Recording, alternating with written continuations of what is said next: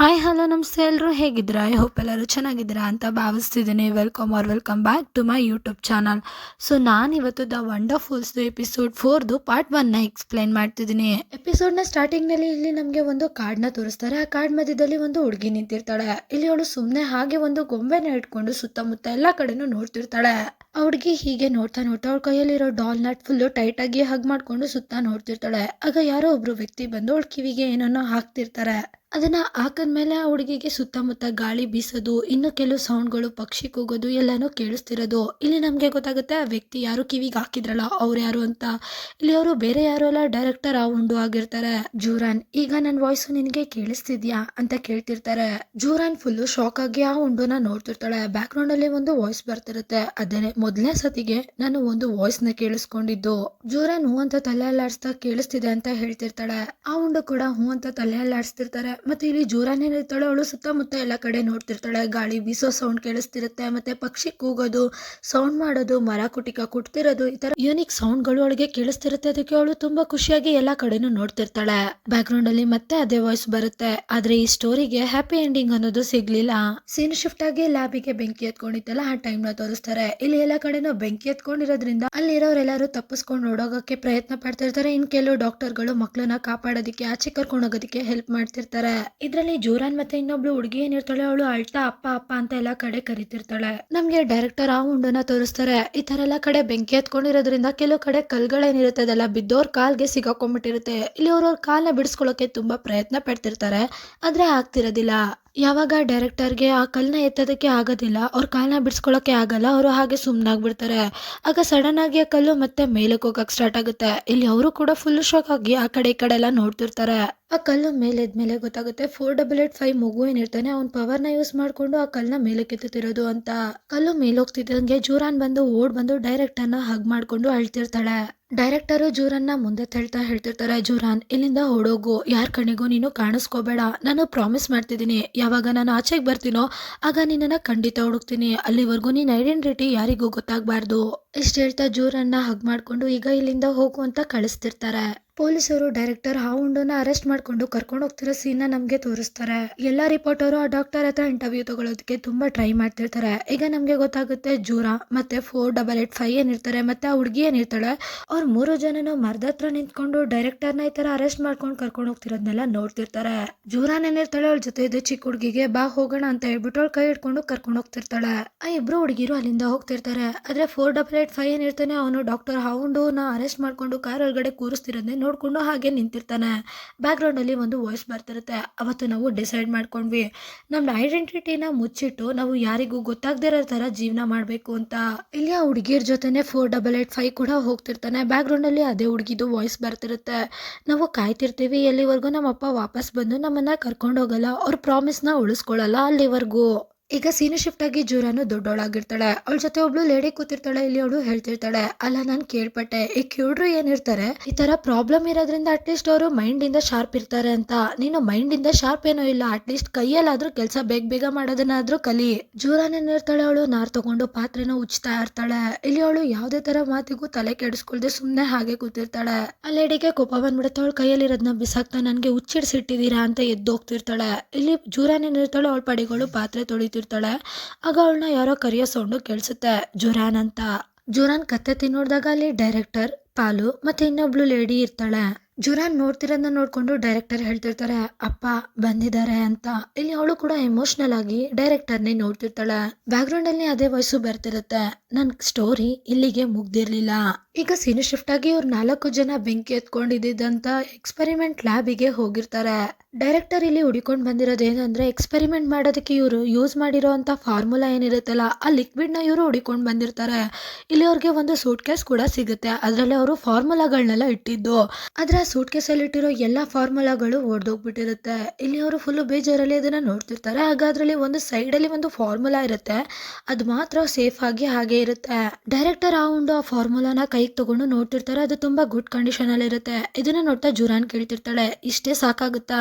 Director ಆ ಫಾರ್ಮುಲಾನ ನೋಡ್ಕೊಂಡು ಹೇಳ್ತಿರ್ತಾರೆ, ಎಲ್ಲಿಂದನಾದ್ರೂ ಸ್ಟಾರ್ಟ್ ಮಾಡ್ಲೇಬೇಕಲ್ವಾ, ನೀವೆಲ್ಲರೂ ಆ ಚಿರಂಜೀವಿ ಮಗುನ ಹುಡ್ಕೋದ್ನ ನಿಲ್ಲಿಸಬೇಡಿ. ಆ ಚಿರಂಜೀವಿ ಮಗುವಿಂದ ಮಾತ್ರನೇ ನಾವು ಎಲ್ಲಾ ಸೈಡ್ ಎಫೆಕ್ಟ್ಸ್ ಗಳನ್ನು ಕ್ಲಿಯರ್ ಮಾಡಕ್ಕಾಗೋದು. ಈಗ ಇಲ್ಲಿ ನಮಗೆ ಆ 3 ಜನಕ್ಕೂ ಏನೇನು ಪ್ರಾಬ್ಲಮ್ ಇದೆ ಅನ್ನೋದನ್ನ ತೋರಿಸ್ತಾರೆ. ಈ ಥರ ಎಕ್ಸ್ಪೆರಿಮೆಂಟ್ ನಡೀತಿರುವಾಗ ಜೂರನ್ಗೆ ಒಂದು ಕಿವಿ ಕೇಳಿಸ್ತಿರೋ ಥರ ಆಗಿರುತ್ತೆ. ಮತ್ತು ಇನ್ನೊಬ್ಳು ಲೇಡಿಗೆ ಒಂದು ಕಣ್ಣು ಕಾಣದಿರೋ ಥರ ಆಗಿರುತ್ತೆ. ಮತ್ತು ಇಲ್ಲಿ ಪಾಲು ಏನಿರ್ತಾನೆ ಅವನ ಕೈಗೂ ಕೂಡ ಏಟಾಗಿರುತ್ತೆ. ಬ್ಯಾಕ್ಗ್ರೌಂಡಲ್ಲಿ ಒಂದು ವಾಯ್ಸ್ ಬರ್ತಿರುತ್ತೆ. ಆಗ ನಮಗೆ ಗೊತ್ತಾಯಿತು ನಮ್ಮ ಹ್ಯಾಪಿ ಎಂಡಿಂಗ್ ಸಿಗಬೇಕು ಅಂದರೆ ನಮಗೆ ಚಿರಂಜೀವಿ ಮಗು ಬೇಕು ಅಂತ. ಸೀನ್ ಶಿಫ್ಟ್ ಆಗಿ ಈಗ ನಮಗೆ ಡೈರೆಕ್ಟರ್ ಮಿಸ್ ಕಿಮ್ ಜೂರನ್ನ ತೋರಿಸ್ತಾರೆ. ಮತ್ತೆ ಆ ಲೇಡಿ ಕೂಡ ಇರ್ತಾಳೆ. ಇಲ್ಲಿ ಇವರು 4 ಜನನು ಕೂತಿರ್ತಾರೆ. ಆಗ ಮಿಸ್ ಕಿಮ್ ಹೇಳ್ತಿರ್ತಾರೆ, ನಾನು ಕೇಳ್ಪಟ್ಟೆ ನೀನು ಬೇಲಿಂದ ಹೊರಗಡೆ ಬಂದ್ಯಂತೆ, ಬಂದು 1 ವರ್ಷ ಆಯ್ತಂತೆ. ಡೈರೆಕ್ಟರ್ ಹೇಳ್ತಿರ್ತಾರೆ, ಅದ್ರ ಒಳಗಡೆ ನಾನು 20 ವರ್ಷ ಅನುಭವಿಸಿದ್ದೀನಿ. ಜೂನಿಯರ್ ಅಜ್ಜಿ ಹೇಳ್ತಿರ್ತಾರೆ, ನನ್ಗೆ ಆ 20 ವರ್ಷ ಕೂಡ ತುಂಬಾ ಕಮ್ಮಿ ಅನ್ನಿಸ್ತು. ಆ ಮಗುಗಳು ಸತ್ತೋದ್ರಲ್ಲ ಅವ್ರ ಬಗ್ಗೆ ನೆನ್ಸ್ಕೊಂಡಾಗೆಲ್ಲ ನಂಗೆ ತುಂಬಾ ಕೋಪ ಬರುತ್ತೆ. ಡೈರೆಕ್ಟರ್ ನಗ್ತಾ ಹೇಳ್ತಿರ್ತಾರೆ, ಆ ಮಕ್ಳು ಬಗ್ಗೆ ನಿನಗೇನ್ ತಾನೇ ಫೀಲಿಂಗ್ ಇತ್ತು? ನಿನ್ಗೆ ಆ ಮಕ್ಳು ಬರೀ ಬೀದಿರೋ ಅಂತ ಅನಾಥ ಮಕ್ಳು, ಅರ್ಧೋಗಿರೋಂಥ ಬಟ್ಟೆ ಹಾಕೊಂಡು ಅಳ್ಸಿದ್ ಊಟ ತಿನ್ಕೊಂಡು ಯಾರು ರಿಲೇಟಿವೇ ಇಲ್ಲದೆ ಇರೋಂಥ ರೋಡಲ್ಲಿ ಬಿದ್ದಿರೋ ಮಕ್ಳಿಗೆ ನಿನ್ಗೇನ್ ಕರುಣೆ ಬರುತ್ತೆ? ಆದ್ರೆ ನನ್ಗೆ ಅವ್ರ ಮೇಲೆ ಕೇರು ಕನ್ಸನ್ನು ಎಲ್ಲ ಇತ್ತು. ಈ ನನ್ನ ಎಲ್ಲಾ ಮಕ್ಳುಗಳು ನಿನ್ನ ಚಿರಂಜೀವಿ ಪ್ರಾಜೆಕ್ಟಿಗೋಸ್ಕರ ಎಲ್ಲಾನು ಸ್ಯಾಕ್ರಿಫೈಸ್ ಮಾಡಿದ್ದಾರೆ. ಮತ್ತೆ ಲಾಸ್ಟ್ ಅಲ್ಲಿ ನನ್ನ ಎಕ್ಸ್ಪೆರಿಮೆಂಟ್ ಕೂಡ ಸಕ್ಸಸ್ ಆಯ್ತು. ಆದ್ರೂ ನೀನು ಪ್ರಪಂಚದ ಮುಂದೆ ನನ್ನನ್ನ ಕ್ರಿಮಿನಲ್ ಮಾಡ್ಬಿಟ್ಟೆ. ನಿಜ ನೀನ್ ನನ್ ಮನ್ಸಿಗೆ ತುಂಬಾ ನೋವು ಮಾಡಿದ್ಯಾ ಅಂತ ನಗ್ತಾ ಹೇಳ್ತಿರ್ತಾರೆ. ಜೂನಿಯರ್ ಅಜ್ಜಿ ಹೇಳ್ತಿರ್ತಾರೆ, ಅವನು ನನ್ಗನ್ಸುತ್ತೆ ನೀನು ತುಂಬಾನೇ ಮಿಸ್ಅಂಡರ್ಸ್ಟ್ಯಾಂಡಿಂಗ್ ಗಳನ್ನ ಬೆಳೆಸ್ಕೊಂಡಿದ್ಯಾ ಅಂತ. ನಾನು ದುಡ್ಡನ್ನ ಇನ್ವೆಸ್ಟ್ ಮಾಡಿದ್ದು ನೀನು ಬೆಳೆದು ನೀನು ಅಚೀವ್ಮೆಂಟ್ ಮಾಡ್ಲಿ ಅಂತಲ್ಲ, ಆ ಮಕ್ಳಿಗೋಸ್ಕರ. ಡೈರೆಕ್ಟರ್ ಹೇಳ್ತಿರ್ತಾರೆ, ಓ ನೀನ್ ಈ ತರ ಸುಳ್ಳು ಹೇಳ್ಕೊಂಡು ನಿನ್ ಮನ್ಸಿಗೆ ನೀನು ಸಮಾಧಾನ ಮಾಡ್ಕೋತಿರೋದ? ಅವರು ಚೇರಿಗೆ ಒರಿಕೊಂಡು ಕುತ್ಕೊಳ್ತಾ ಹೇಳ್ತಿರ್ತಾರೆ, ಮತ್ತೆ ನಾನು ಕೇಳ್ಪಟ್ಟೆ ಈ ಆಕ್ಸಿಡೆಂಟ್ ಎಲ್ಲ ನಡೆದ್ಮೇಲೆ ನೀನ್ ಎಷ್ಟೊಂದ್ ಜನ ಮಕ್ಳಿಗೆ ಆಶ್ರಯ ಕೊಟ್ಟಂತೆ. ಜೂನಿಯರ್ ಅಜ್ಜಿ ಹೇಳ್ತಿರ್ತಾರೆ, ಆ ಮಕ್ಳಿಗೆ ಎಷ್ಟೊಂದ್ ಜನ ಅಡಾಪ್ಷನ್ ಮಾಡ್ಕೊಳ್ಳೋದಕ್ಕೆ ಪೇರೆಂಟ್ಸ್ ಬಂದ್ರು, ಮತ್ತೆ ಇನ್ ಸ್ವಲ್ಪ ಜನ ಬೇರೆ ದೇಶದಲ್ಲಿ ಓದೋದಕ್ಕೆ ಅಂತ ಹೋಗಿದ್ದಾರೆ. ಅದರಿಂದ ನಿನಗೇನು? ಡೈರೆಕ್ಟ್ ಆಗಿ ಕೇಳ್ತಾರೆ, ಹಾಗಾದ್ರೆ ಚಿರಂಜೀವಿ ಮಗು ಅಂತ. ಇಲ್ಲಿ ಮಿಸ್ ಕಿಮ್ ಏನಿರ್ತಾರೋ ಅವರು ಹಾಗೆ ಸೈಲೆಂಟ್ ಆಗಿ ಶಾಕ್ ಅಲ್ಲಿ ಕುತ್ಕೊಂಡಿರ್ತಾರೆ. ಇದನ್ನ ನೋಡಿ ಡೈರೆಕ್ಟರ್ ಹೇಳ್ತಿರ್ತಾರೆ, ಹಾಗಾದ್ರೆ ನಿನ್ಗೆ ಗೊತ್ತು ಆ ಮಗು ಯಾರು ಅಂತ? ಹೇಳು, ಎಲ್ಲಿದೆ ಈಗ ಮಗು ಅಂತ ಕೇಳ್ತಿರ್ತಾರೆ. ಇದಕ್ಕೆ ಜೂನಿಯರ್ ಅಜ್ಜಿ ಏನು ಮಾತಾಡಲ್ಲ. ಜೂನಿಯರ್ ಏನಿರ್ತಾಳೆ ಅವಳು ಕತ್ನ ನಿಧಾನಕ್ಕೆ ಎತ್ತಿ ಜೂನಿಯರ್ ಅಜ್ಜಿ ಕಡೆಗೆ ನೋಡ್ತಿರ್ತಾಳೆ. ಇಲ್ಲಿ ಜೂನಿಯರ್ ಮೆಡಿಸನ್ಸ್ ಗಳನ್ನೆಲ್ಲ ತೆಗೆದು ಕಸುಮುಟ್ಟಿಗೆ ಹಾಕ್ತಿರ್ತಾಳೆ. ಅವಳಿಗೆ ತುಂಬಾ ಖುಷಿ ಆಗ್ತಿರುತ್ತೆ. ಅದಕ್ಕೆ ಅವಳು ಜೋರಾಗಿ ನಗ್ತಾ ಈ ಕೆಲ್ಸನ ಮಾಡ್ತಿರ್ತಾಳೆ. ಜನಿದು ತುಂಬಾನೇ ಮೆಡಿಸನ್ಸ್ ಗಳು ನಡೀತಿರುತ್ತೆ. ಇಂಜೆಕ್ಷನ್ಸ್ ಗಳು, ಮೆಡಿಸನ್ ಗಳು, ಟ್ಯಾಬ್ಲೆಟ್ಸ್ ಮತ್ತೆ ಸಿರಪ್ಸ್ ಆತರ ತುಂಬಾ ಇರುತ್ತೆ. ಅವಳು ಎಲ್ಲಾ ಡ್ರಾಯರ್ ಇಂದನೂ ತೆಗ್ದು ಅದನ್ನೆಲ್ಲ ಕಸಕ್ಕೆ ಹಾಕ್ತಿರ್ತಾಳೆ. ಮತ್ತೆ ಅವಳ ಹತ್ರ BP ಚೆಕ್ ಮಾಡೋದೆಲ್ಲ ಇರುತ್ತೆ. ಅದನ್ನು ಕೂಡ ಅವಳು ತೆಗ್ದು ಖುಷಿಯಾಗಿ ಆ ಕಸದ ಬುಟ್ಟಿ ಒಳಗಡೆ ಹಾಕ್ತಿರ್ತಾಳೆ. ಇದನ್ನೆಲ್ಲ ಕಸಕ್ ಹಾಕ್ತಾ ನಗ್ತಾ ಇರ್ತಾಳೆ. ಆಮೇಲೆ ಒಂದ್ ಸೈಡಿಗೆ ಅವಳು ತಿರುಗಿ ನೋಡಿದಾಗ ಅಲ್ಲಿ ಅವಳು ಚಿಕ್ಕ ವಯಸ್ಸಿಂದ ದೊಡ್ಡ ವಯಸ್ಸಿನವರೆಗೂ ಅವ್ರ ಅಜ್ಜಿ ಜೊತೆ ಇರುವಂತ ಎಲ್ಲ ಫೋಟೋಗಳನ್ನ ಹಾಕಿರ್ತಾರೆ. ಅದನ್ನ ಇಲ್ಲಿ ಅವಳು ನೋಡ್ತಿರ್ತಾಳೆ. ಅದ್ರಲ್ಲಿ ಒಂದು ಫೋಟೋ ಇರುತ್ತೆ ಚಿಕ್ಕ ವಯಸ್ಸಲ್ಲಿ ಜನಿ ಅವ್ರ ಅಜ್ಜಿ ಇರೋದು.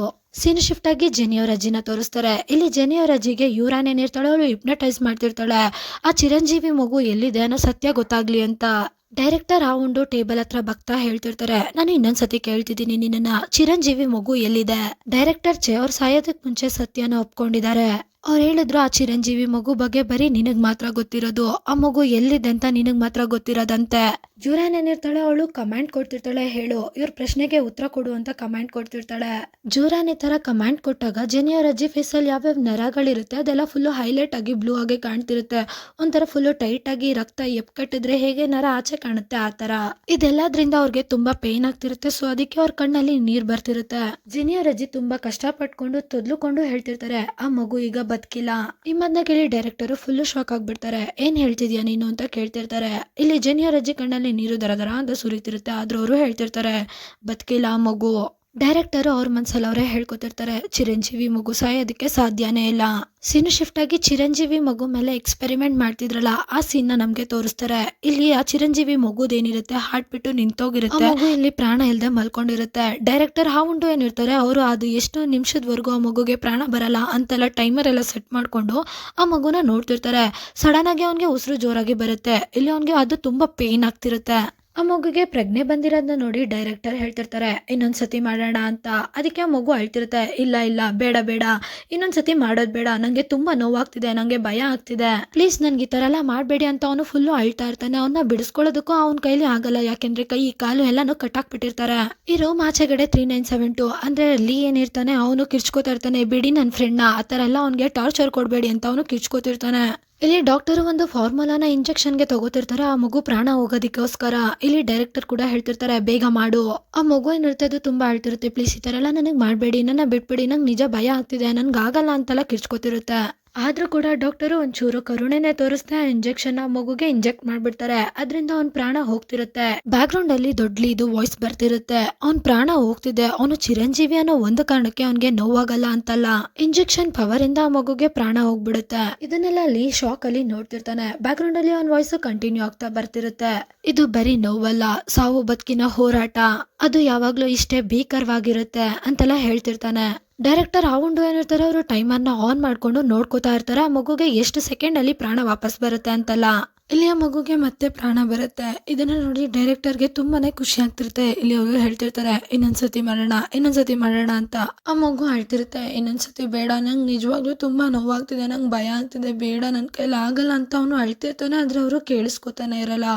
ಇಲ್ಲಿ ಆಚೆಯಿಂದ 3972 ಏನಿರ್ತಾನೆ ಅವನು ಕೂಡ ಅಳ್ತಾ ಹೇಳ್ತಿರ್ತಾನೆ ಬೇಡ, ಆ ಥರ ಎಲ್ಲ ಮಾಡಬೇಡಿ, ಅವ್ನಿಗೆ ಬಿಟ್ಬಿಡಿ ಅವ್ನಿಗೆ ಅಂತ. ಅವನು ಏನು ಕಂಬಿ ಇರುತ್ತೆ ಆ ಡೋರ್ಗೆ ಅದನ್ನ ಹೇಳ್ಕೊಂಡು ಜೋರಾಗಿ ಹೇಳ್ದಾಡ್ತಿರ್ತಾನೆ. ಇಲ್ಲಿ ಅವನಿಗೂ ಕೂಡ ಸೂಪರ್ ಪವರ್ ಇರುತ್ತೆ. ಯಾವಾಗ ಅವ್ನಿಗೆ ಇಷ್ಟೊಂದು ಕೋಪ ಬರುತ್ತೆ, ಅಳು ಬರುತ್ತೆ, ಅವ್ನ ಫೀಲಿಂಗ್ನ ಅವ್ನ ಕೈಲಿ ಕಂಟ್ರೋಲ್ ಮಾಡ್ಕೊಳಕ್ಕಾಗಲ್ಲ, ಅವ್ನ ಪವರು ಆಕ್ಟಿವ್ ಆಗಿಬಿಡುತ್ತೆ. ಅಲ್ಲಿರೋ ಎಲ್ಲ ವಸ್ತುಗಳು ಸಡನ್ ಆಗಿ ಬ್ಲಾಸ್ಟ್ ಆಗಕ್ಕೆ ಸ್ಟಾರ್ಟ್ ಆಗುತ್ತೆ. ಅಲ್ಲಿರೋ ಎಲ್ಲ ಕೆಮಿಕಲ್ಸು ಗ್ಯಾಸಸ್ ಏನಿರುತ್ತೆ ಅದೆಲ್ಲ ಲೀಕ್ ಆಗಕ್ಕೆ ಸ್ಟಾರ್ಟ್ ಆಗ್ಬಿಡುತ್ತೆ. ಈ ತರ ಬ್ಲಾಸ್ಟ್ ಆಗಿರೋದನ್ನ ಎಲ್ಲ ಮಕ್ಕಳು ಶಾಕ್ ಅಲ್ಲಿ ನೋಡ್ತಿರ್ತಾರೆ. ಈ ತರ ಆಗಿರೋದ್ರಿಂದನೇ ಅಲ್ಲಿ ಬೆಂಕಿ ಕೂಡ ಹತ್ಕೊಳ್ಳೋದು. ಈ ತರ ಲೀಗೆ ಕನ್ಸು ಬೀಳ್ತಿರುತ್ತೆ. ಇದೆಲ್ಲ ರಿಯಲ್ ಆಗಿ ನಡೆದಿರುತ್ತೆ. ಅದೇ ಅವ್ನ ಕನ್ಸಲ್ಲಿ ಈ ತರ ಪದೇ ಪದೇ ಬೀಳ್ತಿರುತ್ತೆ. ಸೊ ಅದಕ್ಕೆ ಅವನು ಭಯ ಪಟ್ಕೊಂಡು ಎದ್ದು ಕೂತ್ಕೋತಾನೆ. ಲೀ ಸುತ್ತಮುತ್ತ ನೋಡಿದ್ರೆ ಅವ್ನ ಮನೇಲಿರೋ ಎಲ್ಲ ವಸ್ತುಗಳು ಫುಲ್ಲು ಆಕಾಶದಲ್ಲಿ ಹಾರಾಡ್ತಿರುತ್ತೆ. ಅದರಲ್ಲಿ ಒಂದು ಚಾಕು ಕೂಡ ಇರುತ್ತೆ. ಇನ್ನೇನದು ಲೀಗೆ ಚುಚ್ಚಬೇಕಾಗಿರುತ್ತೆ. ಅವನು ಸೈಡಿಗೆ ತಿರುಗಿದಾಗ ಅದೋಗಿ ಗೋಡೆಗೆ ಚುಚ್ಕೋತಿರುತ್ತೆ. ಇದನ್ನ ಲೀ ಫುಲ್ಲು ಶಾಕಲ್ಲಿ ನೋಡ್ತಿರ್ತಾನೆ. ಈಗ ನಮಗೆ ರೋಡ್ ಸೈಡಲ್ಲಿ ತೋರಿಸ್ತಾರೆ, ಏನೋ ಒಂದು ಇನ್ಸಿಡೆಂಟ್ ಇಂದ ಬೀದಿ ದೀಪಗಳೆಲ್ಲ ಏನಿರುತ್ತೆ ಅದು ಬ್ಲಾಸ್ಟ್ ಆಗಿ, ಮತ್ತೆ ಅಡ್ವರ್ಟೈಸ್ಮೆಂಟ್ಗಿಂತ ಹಾಕಿರೋ ಬೋರ್ಡ್ ಇರುತ್ತಲ್ಲ ಅದು ಕಾರ್ ಮೇಲೆ ಬಿದ್ದು ಕಾರು ಜೋರಾಗಿ ಸೌಂಡ್ ಮಾಡೋದಕ್ಕೆ ಸ್ಟಾರ್ಟ್ ಮಾಡುತ್ತೆ. ಈಗ ಸೀನ್ ಶಿಫ್ಟ್ ಆಗಿ ಜೆನಿ ಅವ್ರ ಅಜ್ಜಿನ ತೋರಿಸ್ತಾರೆ. ಇಲ್ಲಿ ಅವರು ಹಿಪ್ನಟೈಸ್ ಇಂದ ಆಚೆಗೆ ಬಂದಿರ್ತಾರೆ. ಆದ್ರೂ ಕೂಡ ಅವರು ಶಾಕ್ ಅಲ್ಲಿ ಹಾಗೆ ಕೂತಿರ್ತಾರೆ. ಅವ್ರ ಜೊತೆ ಕೆಲಸ ಮಾಡೋಂಥ ಒಬ್ಳು ಲೇಡಿ ಹೇಳ್ತಿರ್ತಾಳೆ, ಮೇಡಮ್ ರೈಸ್ ಎಷ್ಟು ನೆನೆಸ್ಬೇಕು ಹೇಳಿ ಮೇಡಮ್, ಹೇಳಿ ಏನಾಯ್ತು, ರೈಸ್ ಕೇಕ್ ಮಾಡ್ಬೇಕಲ್ವಾ ಹೇಳಿ ಅಂತ ಅವಳು ಒತ್ತಿ ಕೇಳ್ತಾನೆ ಇರ್ತಾಳೆ. ಜೆನಿ ಅವ್ರ ಅಜ್ಜಿ ಹೇಳ್ತಿರ್ತಾರೆ, ಹೌದು, ದೊಡ್ಡ ಬೌಲ್ ಇದೆಯಲ್ಲ ಅದರಲ್ಲಿ ಒಂದು 3-4 ಬೌಲ್ ನೆನ್ಸೋಗು ಅಂತ ಹೇಳ್ತಿರ್ತಾರೆ. ಇನ್ನೊಬ್ಳು ಲೇಡಿ ಇರ್ತಾಳೆ, ಪಿಂಕ್ ಡ್ರೆಸ್ ಹಾಕಿರೋಳು. ಅವಳು ಹೇಳ್ತಿರ್ತಾಳೆ, ಇದ್ಯಾ ಥರ ಹೇಳ್ತಿದ್ದೀರಾ ನೀವು, ಎಕ್ಸಾಕ್ಟಾಗಿ ಒಂದು ನಂಬರ್ನ ಹೇಳಿ, 3 ನೆನೆಸ್ಬೇಕಾ ಇಲ್ಲ 4 ಇಲ್ಲ 5 ಬೌಲ್ ನೆನೆಸ್ಲಾ, ಏನಾಗಿದೆ ಇವ್ರಿಗೆ, ಯಾವಾಗಲೂ ಕರೆಕ್ಟಾಗಿ ಎಷ್ಟು ಮಾಡಬೇಕು ಏನು ಮಾಡಬೇಕು ಅಂತ ಹೇಳ್ತಿದ್ರು, ಇವತ್ತೇನು ಇವ್ರಿಗೆ ಹುಷಾರಿಲ್ವಾ ಅಂತ ಅಂದ್ಬಿಟ್ಟು ಅವಳು ಬೌಲ್ನ ಒರೆಸ್ತಿರ್ತಾಳೆ. ಲೇಡಿ ಮಾತನ್ನ ಕೇಳಿ ಅಲ್ಲಿರೋರೆಲ್ಲರೂ ನಗ್ತಾ ಇರ್ತಾರೆ. ಆಗ ಮಿಸ್ ಕಿಮ್ ಹೇಳ್ತಿರ್ತಾರೆ, ಪಾಂಗ್ಜು ಇಲ್ಲಿ ನನ್ನ ಮಾತು ಕೇಳು ಅಂತ. ಅದಕ್ಕೆ ಹೋಗ್ತಿರೋ ಲೇಡಿ ವಾಪಸ್ ಬರ್ತಿರ್ತಾಳೆ, ಹೇಳಿ ಏನಾಯ್ತು ಅಂತ. ಅದಕ್ಕೆ ಜೆನಿಯರ್ ಅಜ್ಜಿ ಕೇಳ್ತಿರ್ತಾರೆ, ಇಲ್ಲಿ ಯಾರಾದರೂ ಬಂದಿದ್ರಾ. ಅದಕ್ಕೆ ಪಾಂಗ್ಜೋನ್ ಹೇಳ್ತಿರ್ತಾಳೆ, ಯಾರು ಬರ್ತಾರೆ ಇಷ್ಟೊತ್ತಲ್ಲಿ, ನೀವು ಯಾಕೆ ಅವಾಗಿಂದ ನಿಮ್ಮ ಇಮ್ಯಾಜಿನೇಷನಲ್ಲೇ ಕೂತಿದ್ದೀರಾ, ಏನಾಯ್ತು, ಕುಡಿಯೋದಕ್ಕೆ ಏನಾದರೂ ತಂದು ಕೊಡ್ಲಾ, ನೀರು ಕೊಡ್ಲಾ ಅಂತೆಲ್ಲ ಕೇಳ್ತಿರ್ತಾಳೆ. ಸೀನ್ ಶಿಫ್ಟ್ ಆಗಿ ಇಲ್ಲಿ ಮನೆ ಕೆಳಗಡೆ ತೋರಿಸ್ತಾರೆ. ಆ ಕಾರ್ ಮೇಲೆ ಬೋರ್ಡ್ ಬಿದ್ದಿರೋದ್ರಿಂದ ಅಲ್ಲಿರೋರೆಲ್ಲರೂ ತುಂಬ ಹೆದರ್ಕೊಂಡಿರ್ತಾರೆ. ಒಬ್ಳು ಲೇಡಿ ಓಡ್ ಬರ್ತಾ ಹೇಳ್ತಿರ್ತಾಳೆ, ಏನಾಯ್ತು, ಏನಾದರೂ ಅರ್ಥಕ್ಕೆ ಬಂತ. ಅವಳು ಒಬ್ಳು ಲೇಡಿ ಹತ್ರ ಬಂದಾಗ ಆ ಲೇಡಿ ಕೂಡ ಹೇಳ್ತಿರ್ತಾಳೆ, ನನಗೂ ಗೊತ್ತಿಲ್ಲ, ನೋಡು ಯಾವ ಥರ ಆಗಿದೆ, ಜನಗಳೆಲ್ಲ ನಿಜ ಹೇಳ್ತಿದ್ದಾರೆ ಅನ್ಸುತ್ತೆ, ಭೂಮಿ ನಾಶ ಆಗುತ್ತೇನೋ ಅಂತ ಹೇಳ್ತಿರ್ತಾಳೆ. ಅಲ್ಲ ಇದೆಲ್ಲ ಯಾಕೆ ಆಗ್ತಿದೆ, ಯಾರು ಮಾಡಿರೋ ಪಾಪದಿಂದ ಆಗ್ತಿದೆ, ಏನಪ್ಪ ಇದೆಲ್ಲ ಅಂತ ಮಾತಾಡ್ಕೋತಿರ್ತಾರೆ.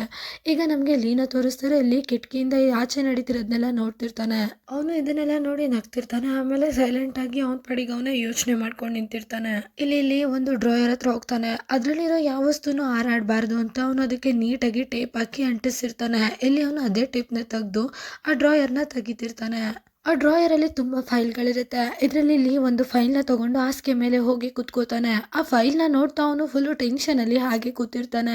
ಸೀನ್ ಶಿಫ್ಟ್ ಆಗಿ ಜೆನಿನ ತೋರಿಸ್ತಾರೆ. ಇಲ್ಲಿ ಜೆನಿ ಏನಿರ್ತಾಳೆ, ಅವಳು ಕಸ ಹಾಕೋದಕ್ಕೆ ಅಂತ ಬಂದಿರ್ತಾಳೆ. ಕಸ ಹಾಕುವಾಗ್ಲೂ ಅವಳಿಗೆ ತುಂಬ ಖುಷಿ ಆಗ್ತಿರುತ್ತೆ. ಅವಳು ಆಕಾಶದ ಕಡೆ ನೋಡ್ಕೊಂಡು ಅಲ್ಲಿ ಒಂದು ಸ್ಟಾರ್ ಇರುತ್ತೆ, ಅದನ್ನ ನೋಡ್ತಾ ಹೇಳ್ತಿರ್ತಾಳೆ, ವಾವ್ ಎಷ್ಟು ಸೂಪರ್ ಆಗಿದೆ, ಇದನ್ನ ನೋಡ್ತಿದ್ರೆ ನಂಗೆ ಅರೋರಾನ ನೋಡ್ಬೇಕು ಅಂತ ಅನಿಸ್ತಿದೆ, ಅದು ತುಂಬಾ ಚೆನ್ನಾಗಿರುತ್ತಂತೆ. ಒಂದ್ ನಿಮಿಷ ಇರು, ನಾನಂತೂ ಡೈರೆಕ್ಟ್ ಆಗಿ ಅಲ್ಲಿಗೆ ಟೆಲಿಪೋರ್ಟ್ ಆಗ್ಬೋದಲ್ವಾ. ಜೆನಿ ಫುಲ್ಲು ಖುಷಿ ಆಗ್ತಾ, ವಾವ್ ಸೂಪರ್, ಇವಾಗ ಟಿಕೆಟಿಗೂ ದುಡ್ಡು ಖರ್ಚು ಮಾಡೋ ಅವಶ್ಯಕತೆನೇ ಇಲ್ಲ. ಅವಳು ಸ್ಟಾರ್ ಕಡೆಗೆ ಕೈ ತೋರಿಸ್ತಾ, ಹೊಡಿ ಹ್ಯಾಂಡು ಅಂತ ಹೇಳ್ತಾ ಅವಳು ಜೋರಾಗಿ ಖುಷಿಯಾಗಿ ನಗ್ತಾ ಕಿರ್ಚ್ಕೋತಿರ್ತಾಳೆ. ಆಗ ಅಲ್ಲಿಂದಾನೆ ಒಂದು ಕಾರ್ ಪಾಸ್ ಆಗುತ್ತೆ. ಈ ಕಾರು ಯಾರ್ದು ಅಂದ್ರೆ ಡೈರೆಕ್ಟರ್ ಲೀ ಮತ್ತೆ ಅವ್ರ 4 ಜನ ಏನಿರ್ತಾರಲ್ಲ ಅವ್ರ ಕಾರು.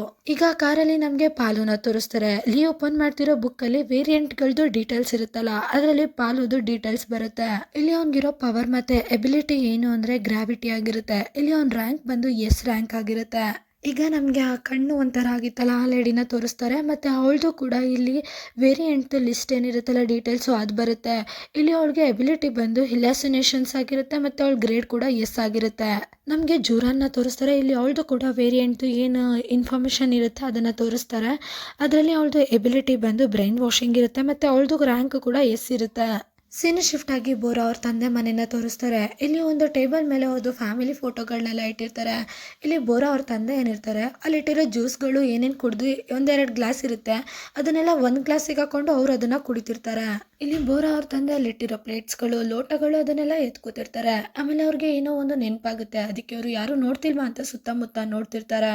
ಅವರು ಟೇಬಲ್ ಮೇಲೆ ಒಂದು ಟ್ರೇ ಇಟ್ಟಿರ್ತಾರೆ. ಇಲ್ಲಿ ಅವ್ರ ಪವರ್ನ ಅವರು ಚೆಕ್ ಮಾಡೋದಕ್ಕೆ ಅಂತ ಆ ಟ್ರೇ ಮೇಲೆ ಕೈ ಇಡ್ತಾರೆ. ಆದ್ರೆ ಅವ್ರ ಕೈ ಅದರಲ್ಲಿ ಕಚ್ಕೊಳ್ಳೋದಿಲ್ಲ. ಅದನ್ನ ನೋಡಿ ಅವರು ಖುಷಿ ಪಡ್ತಿರ್ತಾರೆ. ಆಗ ಬೋರ್ ಆಚೆಗೆ ಬರ್ತಿರ್ತಾಳೆ. ಅವಳ ಕೈಯಲ್ಲಿ ಒಂದು CD ಪ್ಲೇಯರ್ ಇರುತ್ತೆ. ಇದನ್ನ ನೋಡಿ ಬೋರ್ ಅವ್ರ ತಂದೆ ಹೇಳ್ತಿರ್ತಾರೆ, ನನ್ನ ಹತ್ರ ಕೂಡ ಇದು ಯಾವಾಗ್ಲೂ ಇರ್ತಿತ್ತು. ನನ್ಗನ್ಸುತ್ತೆ ಈಗಿನ ಜನ್ರೇಷನ್ ಅವ್ರಿಗೆ ಹಳೆ ವಸ್ತುಗಳಿಂದ ಸ್ವಲ್ಪ ಜಾಸ್ತಿ ಇಂಟ್ರೆಸ್ಟ್ ಬಂದಿದೆ, ಟ್ರೆಂಡಿಂಗ್ ಅಲ್ಲಿ ಇದೆ ಇರ್ಬೇಕಲ್ವಾ ಅಂತೆಲ್ಲ ಕೇಳ್ತಿರ್ತಾರೆ. ಬೋರಾ ಹೇಳ್ತಿರ್ತಾಳೆ, ಅದು ನನ್ನ CD ಪ್ಲೇಯರು ಒಡೆದೋಗಿದೆ. ನಾನು ಇದನ್ನ ಏನು ಆಪ್ಷನ್ ಇಲ್ಲದೆ ಯೂಸ್ ಮಾಡ್ತಿದ್ದೀನಿ. ಅಮ್ಮನ ಕೇಳಿದ್ದಕ್ಕೆ ಅವರು ನಿನ್ನ ಪಾಕೆಟ್ ಮನಿಯಿಂದ ತಗೋ ಅಂತ ಹೇಳಿದ್ರು. ಅದಕ್ಕೆ ತುಂಬ ಟೈಮ್ ಬೇಕು ಅಷ್ಟು ಹೇಳ್ಬಿಟ್ಟು ಅವಳು ಬೇಜಾರಲ್ಲಿಂದ ಹೋಗ್ತಿರ್ತಾಳೆ. ಬೋರಾ ಅವ್ರ ತಂದೆ ನಿಂತ್ಕೊ ಅಂತ ಹೇಳ್ತಾ ಸುತ್ತಮುತ್ತ ಎಲ್ಲ ಕಡೆ ನೋಡ್ತಿರ್ತಾರೆ. ಆಮೇಲೆ ಅವರು ನಿಧಾನಕ್ಕೆ ಹೇಳ್ತಿರ್ತಾರೆ, ನಿನ್ನ ಬರ್ಡೇಗೆ ನಾನು ಅದನ್ನೇ ಗಿಫ್ಟ್ ಮಾಡಿದ್ರೆ ಹೇಗಿರುತ್ತೆ ಅಂತ. ಅದಕ್ಕೆ ಬೋರಾ ಕತೆ ತತ್ತ ಕೇಳ್ತಿರ್ತಾಳೆ, ಯಾವ ಬರ್ಡೇಗೆ? ನಿಮ್ಮ ಪಾಕೆಟ್ ಮನಿ ನೋಡಿದ್ರೆ ನನಗೆ ಆ ಬರ್ಡೇ ಗಿಫ್ಟ್ ಸಿಗೋದು ನಿಮಗೆ 40 ವರ್ಷ ಆದಮೇಲೆ. ಅಷ್ಟು ಹೇಳ್ತಾ ಅವಳು ಅಲ್ಲಿಂದ ಹೋಗೋದಕ್ಕೆ ಹೋಗ್ತಿರ್ತಾಳೆ. ಆಗ ಬೋರಾ ಅವ್ರ ತಂದೆ ಕರಿತಿರ್ತಾರೆ, ಇರು ಟಿಫನ್ ಆದ್ರೂ ತಗೊಂಡೋಗು ಅಂತ ಹೇಳ್ತಿರ್ತಾರೆ. ಅಲ್ಲಿಂದ ಅವರು ಓಡೋಗಿ ಕಿಚನ್ ಇಂದ ಅವಳದು ಲಂಚ್ ಬಾಕ್ಸ್ ಏನಿರುತ್ತೆ ಅದನ್ನ ತಗೊಂಡು ಓಡ್ ಬರ್ತಾ ಅವ್ರಿಗೆ ಕೊಡ್ತಾ ಹೇಳ್ತಿರ್ತಾರೆ, ನೋಡು ಕಂದ ಹುಷಾರಾಗಿ ಹೋಗು ಅಂತ. ಬೋರಾ ಏನು ಮಾತಾಡಲ್ಲ, ಹಾಗೆ ಬಾಗ್ಲಾಕೊಂಡು ಅಲ್ಲಿಂದ ಹೊರಟೋಗ್ತಾಳೆ. ಬೋರಾ ಅಲ್ಲಿಂದ ಹೋದ್ಮೇಲೆ ಬೋರಾ ಅವ್ರ ರೂಮಿಗೆ ಬೋರಾ ಅವ್ರ ತಂದೆ ಹೋಗ್ತಾ ಆ ಟೇಪ್ರಿ ಕಡೆಗೆ ಬೈತಿರ್ತಾರೆ, ಇದ್ದರಿದ್ರೆ ಯಾಕೆ ಓಡ್ತಾ ಇಲ್ಲ ಅಂತ. ಅಲ್ಲಿ ಒಂದು ಪಾಂಪ್ಲೆಂಟ್ ಇರುತ್ತೆ, ಅದರಲ್ಲಿ ಪೂರ್ತಿ ಹೊಸದು ಟೇಪ್ರಿ ಕಾರ್ಡ್ಸ್ ಏನಿರುತ್ತೆ ಅದರದ್ದು ನ್ಯೂ ವರ್ಷನ್ಸ್ ಅಮೌಂಟ್ ಜೊತೆಗೆ ಅದ್ರ ಫೋಟೋ ಇರುತ್ತೆ. ಬೋರಾ ಅವ್ರ ತಂದೆ ಆ ಪಾಂಪ್ಲೆಂಟ್ ನೋಡ್ಕೊಂಡು, ಯಪ್ಪ ದೇವ್ರೆ ಇದೇನು ಇಷ್ಟೊಂದು ಕಾಸ್ಟ್ಲಿನಾ ಅಂತ ನೋಡ್ತಿರ್ತಾರೆ. ಅದರಲ್ಲಿ 10,000 ಇಂದ ಅಪ್ ಟು 1 lakh ವರ್ಗೂ ಇರುತ್ತೆ. ಇದು ಎಷ್ಟು ಕಾಸ್ಟ್ಲಿ ಇದೆ ಅಂದ್ರೆ ನಾನು ಬೋರಾ 60 ವರ್ಷದ ಬರ್ಡೇಗೂ ಕೂಡ ಇದನ್ನ ಗಿಫ್ಟ್ ಮಾಡೋದಕ್ಕಾಗೋದಿಲ್ಲ. ಆದ್ರೂ ಪಾಪ ನನ್ನ ಕಂದ 40ನೇ ವರ್ಷದ ಬರ್ಡೇಗೆ ಸಿಗುತ್ತೆ ಅಂತ ಅನ್ಕೊಂಡಿದ್ದಾಳೆ, ಆತರ ಯೋಚನೆ ಮಾಡ್ತಿದ್ದಾಳೆ ಅಂತ ಅವರು ಬೇಜಾರಲ್ಲಿ ಹೇಳ್ತಿರ್ತಾರೆ. ಆಗ ಫೋನ್ ರಿಂಗ್ ಆಗೋ ಸೌಂಡು ಕೇಳಿಸುತ್ತೆ. ಇಲ್ಲಿ ಬೋರಾ ಅವ್ರ ತಂದೆ ಫೋನ್ ಎತ್ಬಿಟ್ಟು, ಹಲೋ ಈಗೇನಾಯ್ತು ಉಲ್ಟಾ ತಲೆ ಅವಳೆ ಅಂತ ಜೆನಿನ ಕೇಳ್ತಿರ್ತಾರೆ. ಸೀರೆ ಶಿಫ್ಟ್ ಆಗಿ ರಾಬಿನ್ ನ ತೋರಿಸ್ತಾರೆ. ಇಲ್ಲಿ ರಾಬಿನ್ ಏನಿರ್ತಾನೆ ಅವ್ನ್ ಗೋಡೆ ತೂತ್ ಮಾಡಿರ್ತಾನ, ಅದ್ರಲ್ಲಿ ಬಂದು ಪಾರಿವಾಳ ಕೂತಿರುತ್ತೆ. ಇಲ್ಲಿ ಅವನು ಎದುರುಕೊಳ್ತಾ ಅವ್ನ ಕೈಯಲ್ಲಿ ಒಂದು ಪಾರಿವಾಳನ ಆರಿಸೋದಕ್ಕೆ ಬ್ಯಾಟ್ ತರ ಇಟ್ಕೊಂಡು ಹೇಳ್ತಿರ್ತಾನೆ, ಪಾರಿವಾಳ ಹೋಗು ಇಲ್ಲಿಂದ ಹೋಗು, ಕೂತು ಸುಸ್ತಾಗಿದ್ಯಾ ತಾನೆ, ಹೋಗಿ ಮಲ್ಕೊ ನೀನು ಅಂತ ಅದನ್ನ ಓಡಿಸೋದಕ್ಕೆ ಟ್ರೈ ಮಾಡ್ತಿರ್ತಾನೆ. ಇಷ್ಟೊಂದು ಹತ್ರ ಬಂದ್ರು ಕೂಡ ಪಾರಿವಾಳ ಒಂಚೂರು ಅಲ್ಲಾಡದೆ ಅಲ್ಲೇ ಕೂತಿರುತ್ತೆ. ಅವನು ಬ್ಯಾಟಲ್ಲಿ ಒಂಚೂರು ತಾಕ್ಸಿದ ತಕ್ಷಣ ಪಾರಿವಾಳ ಮನೆ ಒಳಗಡೆನೆ ಹಾರ್ಕೊಂಡ್ ಬಂದ್ಬಿಡುತ್ತೆ. ಇನ್ಸಿಡೆಂಟ್ ಇಂದ ಅವನು ಎದ್ರುಕೊಂಡು ಹಾಗೆ ನಿಂತಿರ್ತಾನೆ. ಆಗ ಅವನಿಗೂ ಕಾಲ್ ಬರಕ್ ಸ್ಟಾರ್ಟ್ ಆಗುತ್ತೆ. ಅವನು ಫೋನ್ ತೆಗೆದು ನೋಡಿದ್ರೆ ಅಲ್ಲಿ ಜೆನಿನೇ ಕಾಲ್ ಮಾಡಿರ್ತಾಳೆ. ಸೀನ್ ಶಿಫ್ಟ್ ಆಗಿ ಜೆನಿ ಮತ್ತೆ ಬೋರಾ ಅವ್ರ ತಂದೆ ರಾಬಿನ್ ಇವ್ರ 3 ಜನನು ತೋರಿಸ್ತಾರೆ. ಇಲ್ಲಿ ಇವ್ರ 3 ಜನನು ಬರ್ತಿರ್ತಾರೆ. ಇಲ್ಲಿ ಜೆನಿ ಜೋರಾಗಿ ಗುರುಜಿ ಅಂತ ಕರಿತಿರ್ತಾಳೆ. ಇಲ್ಲಿ ಅವಳು ಬೇರೆ ಯಾರನ್ನೂ ಅಲ್ಲ ಲೀನ ಕರಿತಿರ್ತಾಳೆ. ಇಲ್ಲಿ ಹಿಂದೆ ತಿರುಗಿ ನೋಡಿದಾಗ ಫುಲ್ಲು ಶಾಕ್ ಆಗ್ಬಿಡ್ತಾನೆ. ಜೆನಿ ಅಂತೂ ಫುಲ್ಲು ಸ್ಟೈಲ್ ಆಗಿ ನಡ್ಕೊಂಡ್ ಬರ್ತಿರ್ತಾಳೆ. ಅದರಿಂದ ಸ್ವಲ್ಪ ಬೋರಾ ಅವ್ರ ತಂದೆಗೆ ಇರಿಟೇಟ್ ಆಗ್ತಿರುತ್ತೆ. ಯಾಕೆಂದ್ರೆ ಅವಳು ಎಸಿತಿರೋ ಬ್ಯಾಗು ಬೋರಾ ಅವ್ರ ತಂದೆ ಮುಖಕ್ಕೆ ಹೊಡಿಯೋ ತರ ಇರುತ್ತೆ.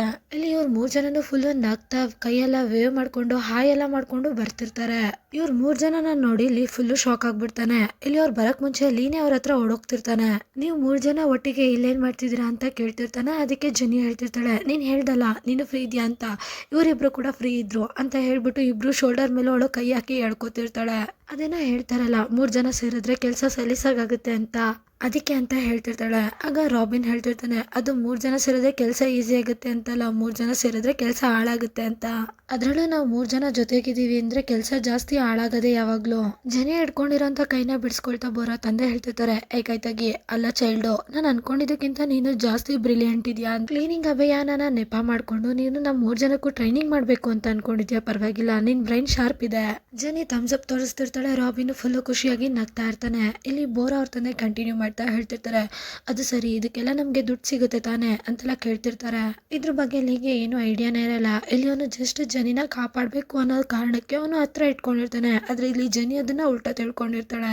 ಜನಿ ಕೈ ಮುಂದೆ ಮಾಡ್ತಾ ಹೇಳ್ತಿರ್ತಾಳೆ, ಪವರ್ ಕಂಟ್ರೋಲ್ ಮಾಡೋ ಅಂತ ಟ್ರೈನಿಂಗು, ನೀನು ನಿನ್ ಕೈ ಬೆರಳನ್ನ ಯೂಸ್ ಮಾಡ್ಕೊಂಡು ವಸ್ತುಗಳನ್ನ ಹೇಗೆ ಹಾರಾಡಿಸ್ತಿದ್ದೆ, ನಾನಂತೂ ನಿಜವಾಗ್ಲೂ ನಿನ್ಗೆ ಫುಲ್ಲು ಫ್ಯಾನ್ ಆಗೋದೆ ಅಂತ ನಗ್ತಾ ಜೋರಾಗಿ ಹೇಳ್ತಿರ್ತಾಳೆ.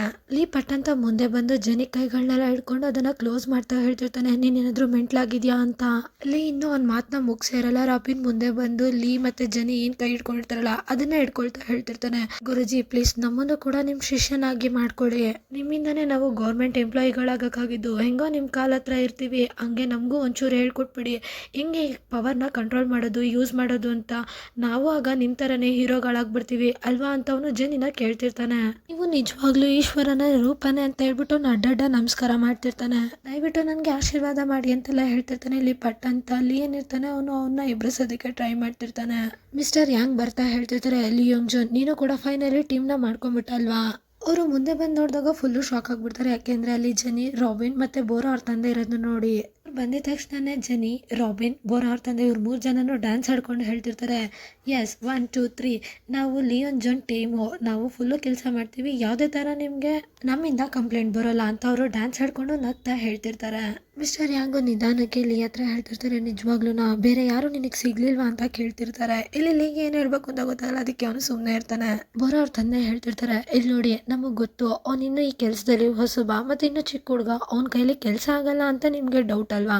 ನೀವೇನು ಟೆನ್ಷನ್ ತೊಗೋಬೇಡಿ, ನಾವಿದ್ದೀವಿ, ನಾವೆಲ್ಲನೂ ನೋಡ್ಕೋತೀವಿ ಅಂತ ಅವರು ಚಿಯರ್ಸ್ ಮಾಡ್ತಿರ್ತಾರೆ. ಮಿಸ್ಟರ್ ಯಾಂಗಿಗೆ ಆಪ್ಷನ್ ಇಲ್ಲದೆ ಅವರು ಕೂಡ ಅದು ಸ್ಮೆಲ್ ಮಾಡ್ತಾ ಸುಮ್ಮನೆ ಒಂದ್ಸತಿ ಹಿಂಗೆ ಟ್ಯಾಪ್ ಮಾಡ್ತಾರೆ ಅಷ್ಟೇ. ಜೆನಿ ಕಂಟಿನ್ಯೂ ಮಾಡ್ತಾ ಹೇಳ್ತಿರ್ತಾಳೆ, ನನಗೆ ಗೊತ್ತು ಇವರು ಲೇಜಿ ಅಂತ, ಆದರೆ ಇವರು ಟೀಮ್ 3 ಜನದ ಏನು ಸೆಲೆಕ್ಟ್ ಮಾಡಿದ್ರೆ ಅದು ಮಾತ್ರ ಸೂಪರ್ ಆಗಿದೆ, ಜಬರ್ದಸ್ತ್ ಆಗಿದೆ, ನೀವು ಆರಾಮಾಗಿ ಚಿಲ್ ಮಾಡಿ ಅಂತ ಹೇಳ್ತಿರ್ತಾಳೆ. ಮಿಸ್ಟರ್ ಯಾಂಗ್ ಹೇಳ್ತಿರ್ತಾರೆ, ನಾನು ಚಿಲ್ ಹೋಗಿ ನಾನು ಹ್ಯಾಂಗ್ರಿ ಇಶ್ಯೂಗೆ ಬರೋದಕ್ಕಿಂತ ಮುಂಚೆ ನೀವೆಲ್ಲರೂ ಚಿಲ್ ಮಾಡ್ಕೊಳ್ಳಿ.